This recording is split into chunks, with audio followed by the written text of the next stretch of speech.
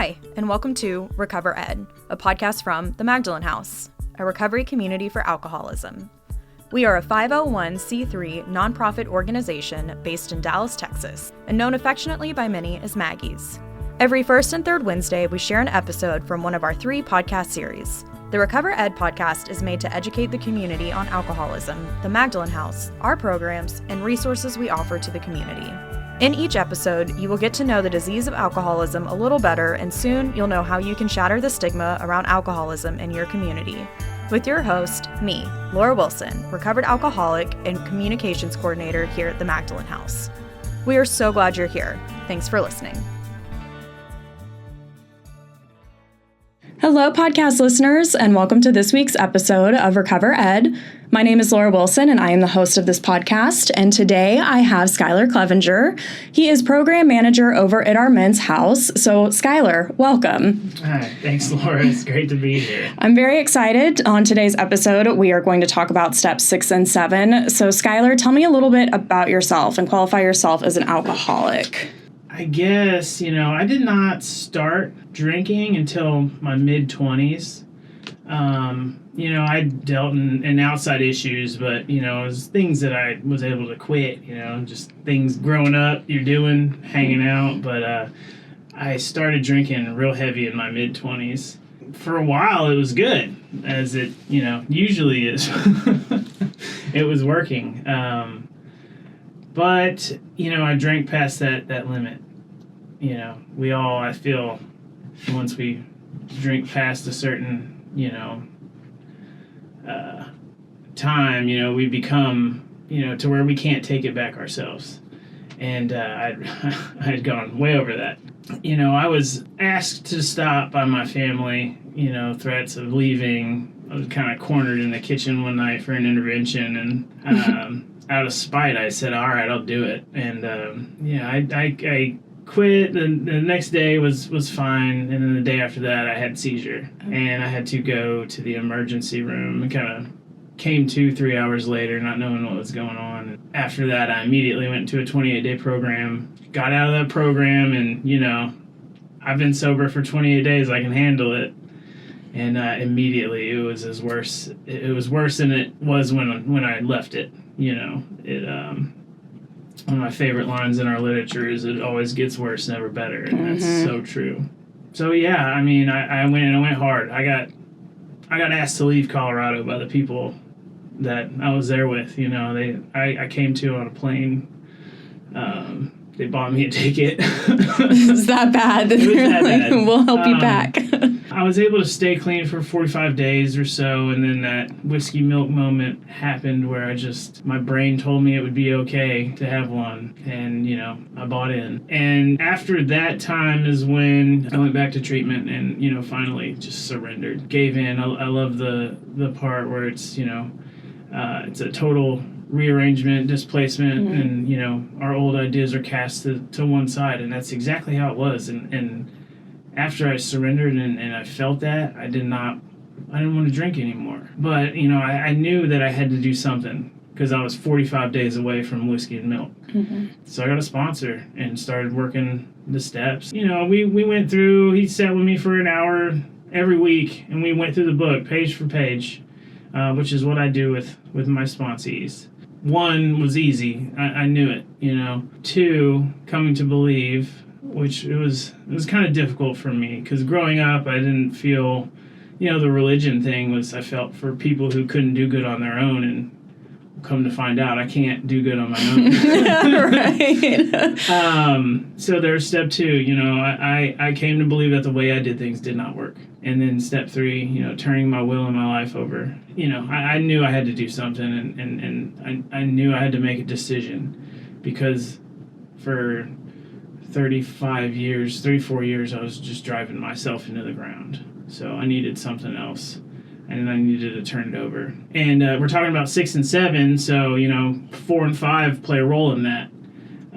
With 4, you're writing out all your resentments, inventories, and you're really digging deep into figuring out these character defects. I deal with lying, stealing, cheating, whatever, these things that we do, anxiety. I had a lot of anxiety coming in here, that's a character defect because it gets in the way of my purpose, which is to carry this message. So yeah, and 4, really digging deep into yourself and you figuring it out. And then with step 5, getting that outside perspective, the ones that you don't want to see, you get those character defects out of that. And, being hard on myself was one of those that I didn't even think about when I'm going through this 4th step with my sponsor. And he pointed that one out, and I was like, golly. So that's one that I really work on today. So, to get into 6 and 7, to become fully ready to let him remove all these character defects, things I find objectionable. It's funny. I catch myself doing stuff, and I have to call my sponsor and just be like, man, I don't like that I did that. And he tells me all the time, he's like, well, you've had a spiritual awakening. You see these things now, and you find them objectionable. I think it's beautiful coming to those things on your own, figuring those things out as you go along with your life, with 6 and 7, it's really, I feel, they're active steps. Because they don't just go away. Your character defects don't go away, automatically. You ask for them to be removed, and it takes time. You're not just gonna be perfect. I deal with a lot of stuff. I'm a very black and white person, and that doesn't help benefit others sometimes, by the rules. Which I'm learning in this position at the Magdalen House. It's sometimes we gotta go with our heart on these things. There's gray area, and that's been a big one for me. Is like, well, it's not the rules. Yeah. So why do we have the rules? Right, because we're undisciplined alcoholics. Yeah, so let's follow the rules. Yeah. Were there any character defects? So you mentioned that, you were really hard on yourself. Did you think that you were a perfectionist, or you were just striving to always be the best and thinking it was a good thing? Yes. Or not looking at it in a negative light, and then when your sponsor pointed it out to you, you were like, wait a minute, oh, okay. Yeah, it was the giving myself grace. Yes. Because when I'm being, hard on myself, it gets me down, gets me into self-pity because I'm not perfect at something. And that takes away from my ultimate purpose. Were there any character defects that you were surprised about, that your ego wouldn't let you accept right away? Well, it was that, being hard on myself. I felt it was a good aspect. It was a good character defect. I used it a lot, and it helps me out most of my life, is to strive to be the best. I fell short many a times. So it really impacted me emotionally and, draining whenever you are always down on yourself. Right. Because you're not the best you can be. Right. So step 6, when it says we are entirely ready to have God remove all these defects of character, was there a certain point that you realized you were truly ready? Was it right after your 5th step when you kind of had that realization of, wow, I don't want to live like this anymore? Or were there any defects that you still held on to or wanted to hold on to or weren't ready? Going through that, yes, I'm entirely ready. Whether I see those things as being objectionable yet is a little different. Mm-hmm. Yeah, I'm ready to drop all these things that are keeping me from happiness and my true goal in life, my true purpose. Do I see that they're objectionable yet? No. I have to live that out through my spiritual awakening and figure these things out. So it's an active step, because things come to me every day that I used to do, and I'd be like, oh, that's not cool. And have to really think and pray on that, At what point, do you specifically remember a moment when you became aware, or the first time that you found it objectionable? Or what helped you reach to getting to that point of finding it objectionable? It's just growing in my recovery. And how did you do that? Just through working the steps, and I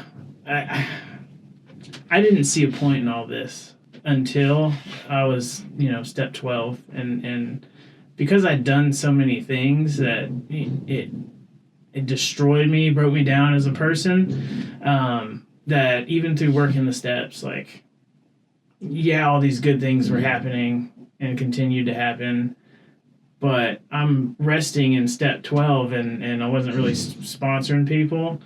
So I didn't see a purpose in it. I was like, why did I do this? You know? And I called a sponsee brother, and he's just like, you got to start working with other people. And that's when it really clicked.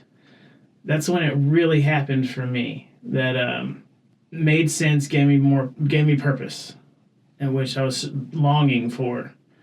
So, you know, up until that time, I wasn't focusing on what I really needed to focus on, as far as the character defects I needed to change and this and that, because I was floundering.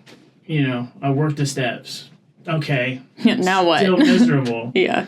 So I can say, like, after that period of time, I started working with other guys. Like, I go back and actually start really working on myself, and picking these things out and really starting to assess and thinking about these things being objectionable. Going on a date with somebody and having no intention on, like, having a relationship with them, like, why'd you do that? Mm-hmm. And, like, something I would do all the time, you know, when, you know, I was younger, just like, yeah, let's go on a date and see where it goes. But I find that objectionable now, you know. I hear guys talk, you know, they'll badmouth something and something that I would start in on and you know, camaraderie with them. I'm like, guys, why do y'all need to stop thinking like that? And so I had to get all the way through, start helping other guys, and before all that 6 and 7 really kicked in, where I was really searching and digging for these things to change myself. Yeah. I know that was long-winded. No, that makes perfect sense. That makes perfect sense, because really, especially when we're working the steps and we're so early in sobriety, and they tell us to work these steps very quickly, that we have 14 to 30 days before our ego comes back. Mm-hmm. And you know, you kind of don't really know what you're doing or why you're doing it. You're just following the instructions of your sponsor and just blindly following, like, okay, yes, I want what you have.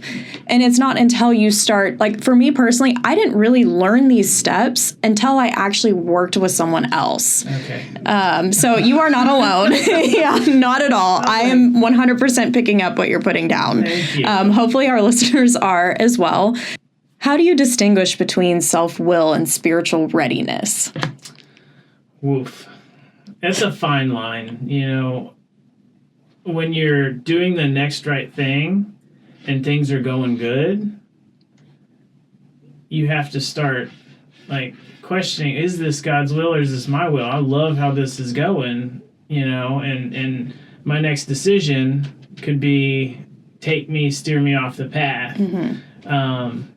So I think just in doing the next right thing, we are following God's will and spiritual readiness and doing those things.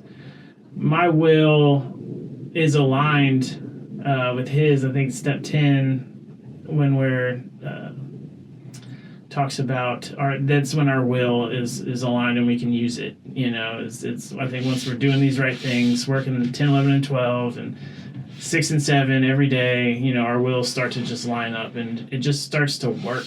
And then it goes along with that. You make mistakes in that.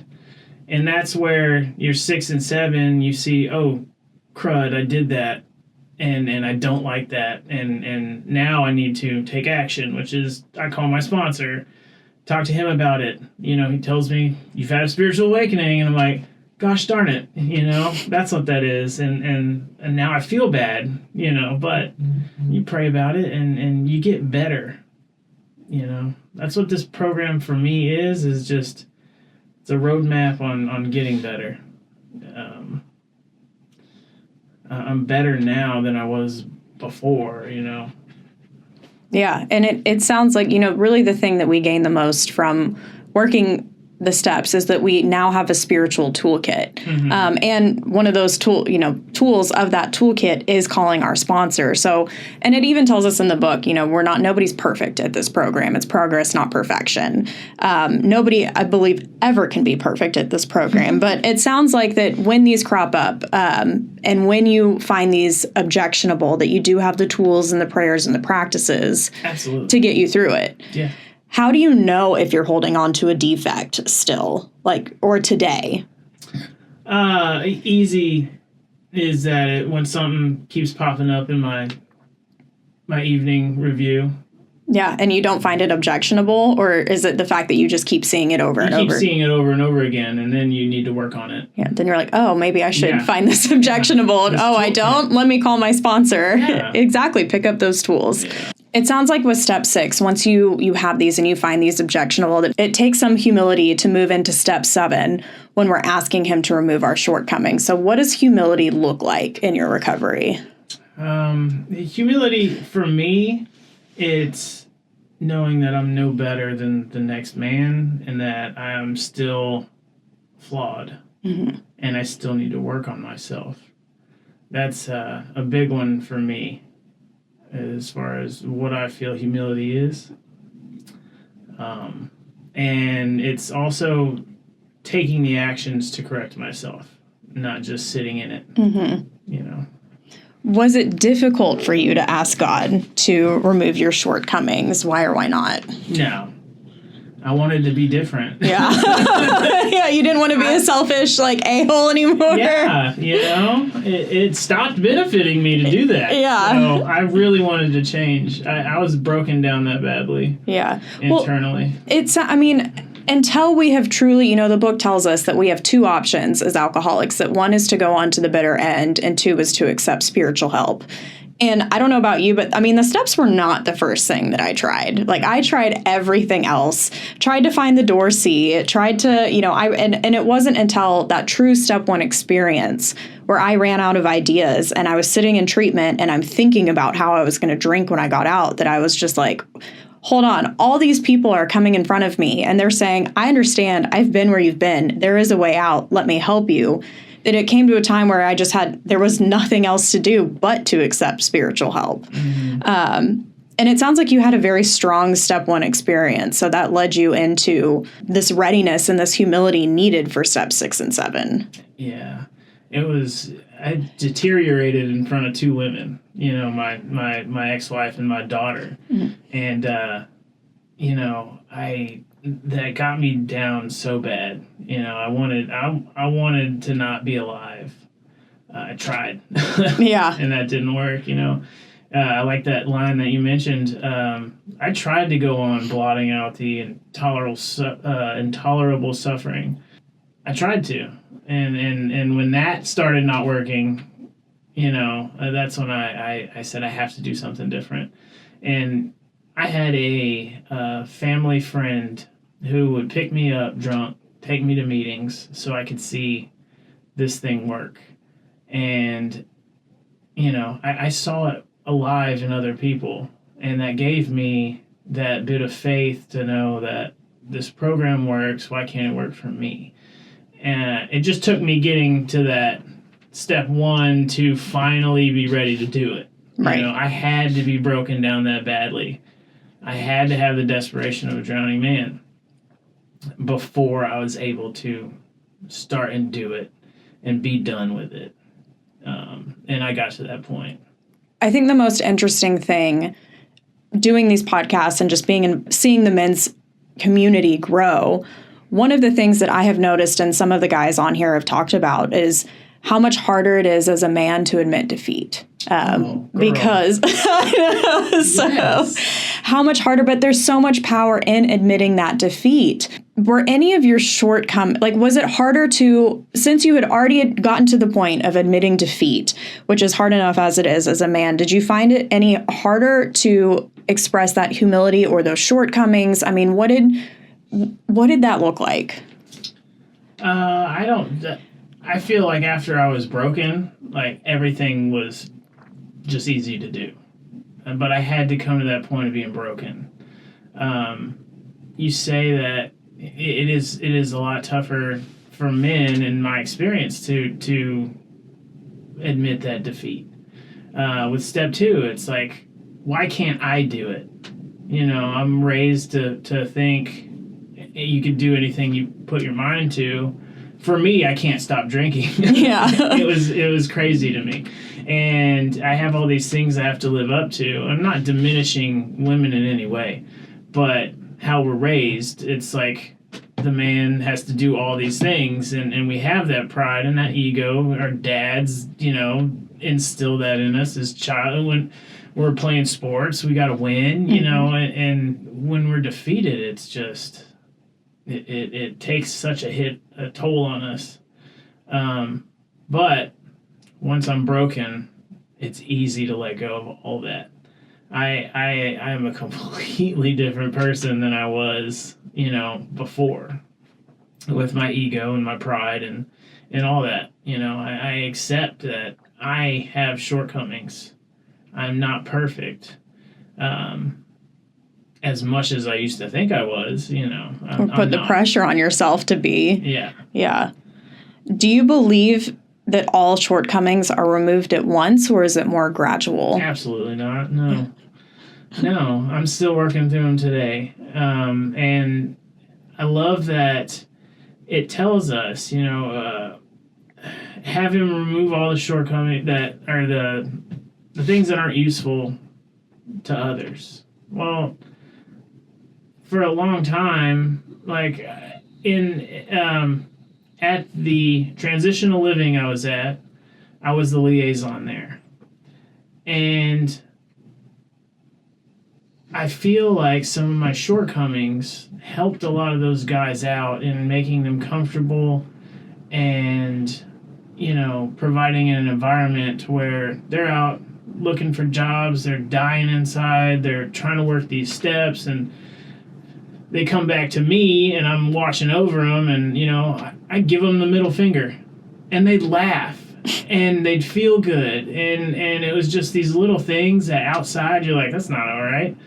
But in that environment, those little shortcomings, like me giving someone the bird or talking, something I wouldn't say in public, but it made them comfortable. And I feel like it was useful to them.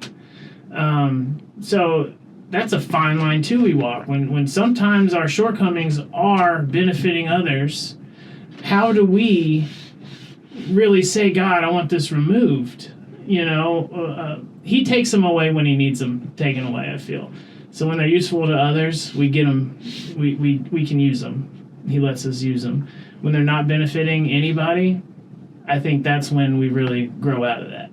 Right. Does that make sense? It absolutely, because it tells us, what was once our pain is our purpose. Yeah. And especially, I think one of the biggest things for me personally, being in this community, is knowing that I wasn't alone. Yeah. After feeling so alone and for so long. And it's almost that camaraderie of, oh, you too, or, oh, you've been through this. And even, if there's something that I haven't been through, like I'm not a mother. So I've had sponsees that are mothers, and I don't have experience with that. But the beautiful part about this community is there is somebody else out there who has experienced the exact same thing. Like, you are not unique. Hate to break it to you, but you are not unique. Anytime someone's like, well, I'm different and I have this, I'm like, you're an alcoholic. Yeah. We all have that. Yeah. I'm special too, buddy. Yeah, right? Yeah. So it that absolutely makes sense. When there is a purpose behind it, and that purpose being to help someone, yeah. Yes. Don't get those words twisted. Please don't. Yes. If it's helpful to someone else. Yeah. What do you think is the difference between when we ask him to remove our shortcomings? Is there a difference between asking for help or just expecting that fix immediately? No, I don't ever expect anything to happen immediately. It took a long time for me to fall down.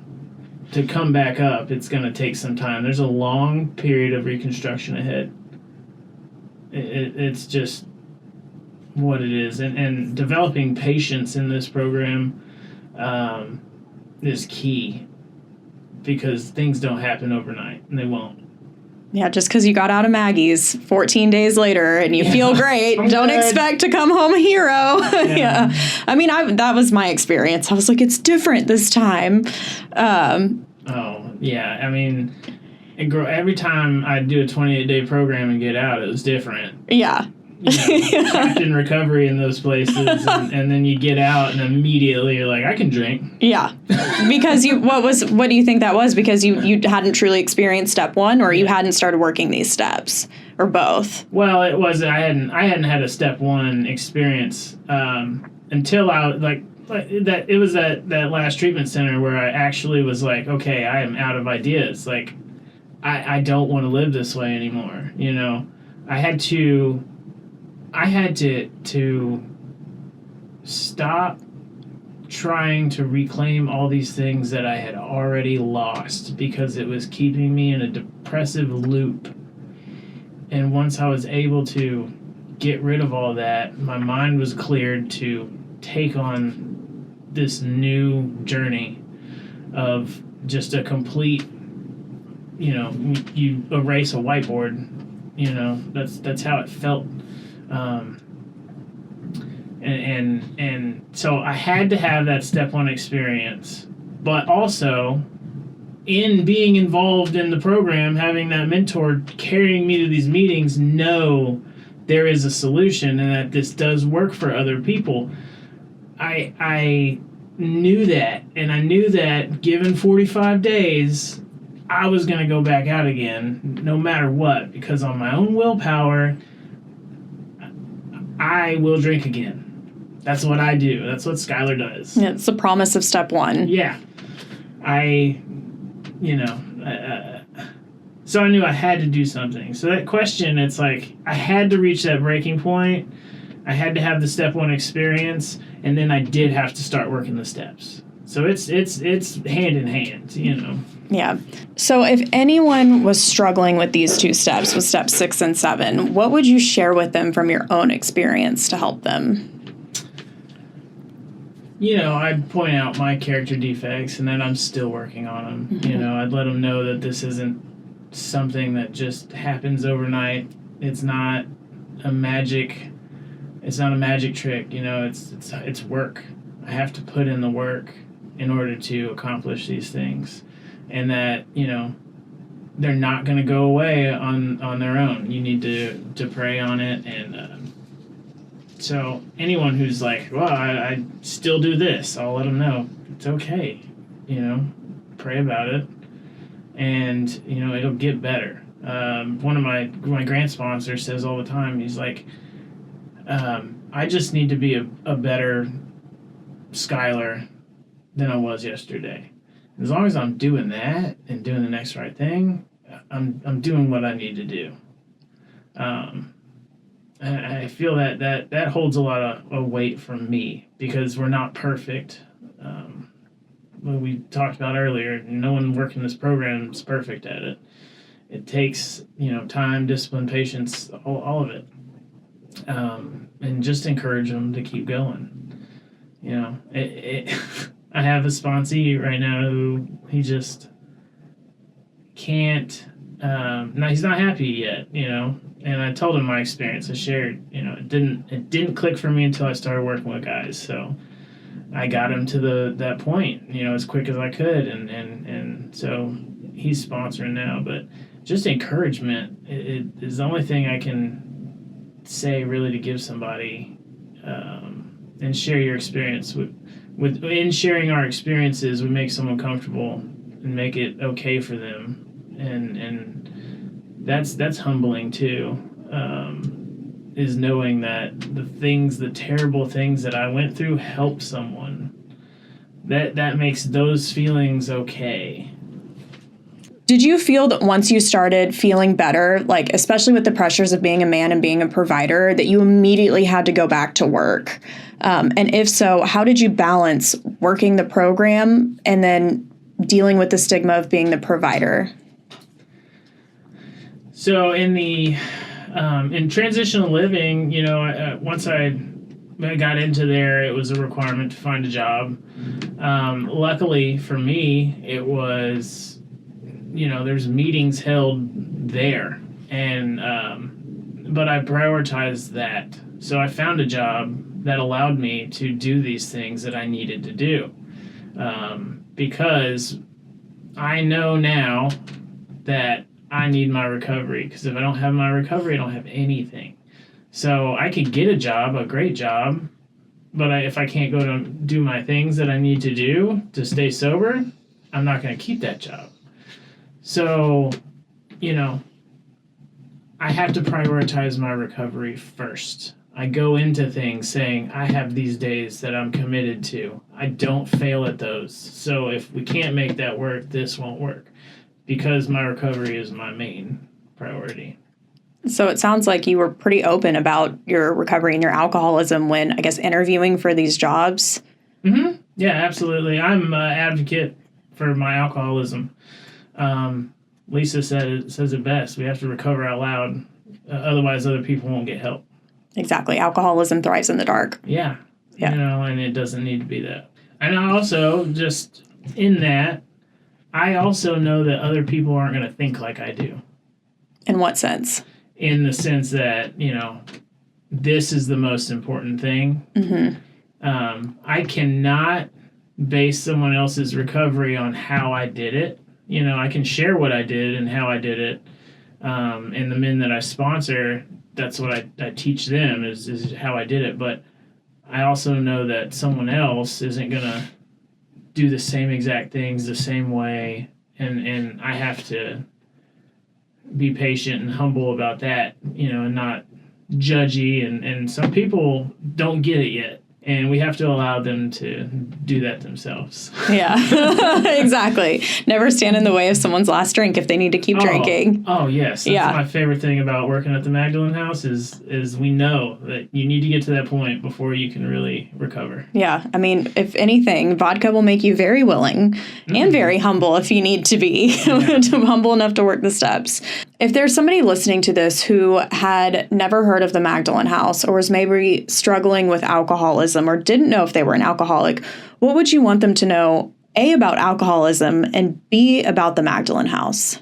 I mean, what I'd want them to know about alcoholism is that there is a way out. There's a solution. There's hope. And that I found it. I live it in the Magdalen House. I see miracles every single day working here. Every night on my list of things I'm grateful for, it's this place, because it helps so many alcoholics. And that's the worst part about working at Maggie's is I can't sponsor Maggie's guys. I know, because they're so good. Yeah. We teach them good. I know. 1, 2, 3. Yeah. We're alone for so long. And like I said, I personally, I got the education that I needed in the First Step program here at the Magdalen House several years ago. But what truly kept me connected and what kept me working these steps and getting back into life was this community. This community is truly what saved my life. Do you see that growing with the men? Absolutely. It's a different kind of camaraderie than at the women's house. The other program managers, when they come over to do meetings, they say it all the time. It's really they feel like they're in this together, and this community, it kept me going. If I didn't have the community and I didn't have the friends that I do, the people who had my back, the other alcoholics, I don't know where I'd be, because I wouldn't feel good. Right. What's the point, Yeah. I had to have that. That's one of the most important things, in this, is that community. Your community, higher power, and that you have to be broken. Yeah. My sponsor will tell you differently, because he's a at a recovery center, didn't know he wanted to quit. Someone came in and he started, and then he developed that want and that need, but for me and for a lot of the guys that I see, you have to be completely broken first. Yeah. And it's not necessarily the outside consequences. It's that internal brokenness. Oh yeah. I make it clear to when I do anything is that, the unmanageability of this is not the consequences. Right. And that's, I floundered in that for a while because I'm powerless over alcohol, but my bills are paid, car's paid, I'm going to work, everything's good, until it's not. And, I always drive home that point. It is not the consequences. Yeah. Well, Skylar, this has been very insightful today, and I'm really looking forward to having this come out. Is there anything about 6 and 7 that you want to end on? I think what I would, just pray. Just get connection with your higher power. And when you find something objectionable, talk to your sponsor about it. Work it out. It will get better. It's not going to go away overnight. Awesome. Well, Skylar, thank you so much for being here today. I very much appreciate it. Absolutely. Thank you, Laura. This has been RecoverED, hosted by Laura Wilson and brought to you by the Magdalen House. We hope you've enjoyed this podcast. Tune in every first and third Wednesday for a release from one of our 3 podcast series. To learn more about the Magdalen House and the services we offer, visit magdalenhouse.org or follow us on your favorite social media channels by searching for the Magdalen House.